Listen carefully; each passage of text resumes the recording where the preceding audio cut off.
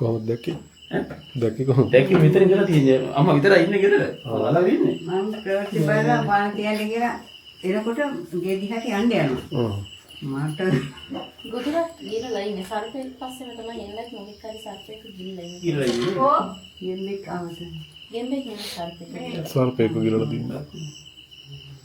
දෙන පොඩි තාප්පෙක් ආවද දන්නේ එයා පස්සෙන් එන්නේ නැත්තේ. එයා පස්සෙන් තමයි එන්නේ.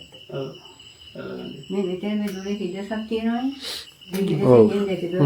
ඒකෙන් ඕන ලොකු සතෙකුට එන්න ලොකු පුළුවන්. සතෙක්. ඔව්, එන්න පුළුවන්. ඒව වහලා දාගන්න. ඒකට ගාන ඇතුල් පැත්තෙන් මේ රීපටියක් ගන්න මම කරපටියක් ගෙවුණා.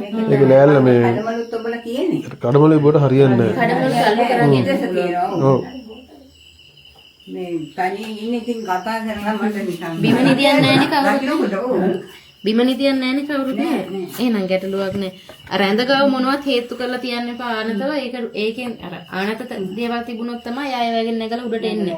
නැතු අර ඇඳේ කකුල දිගේ නැගලා උඩට එන්න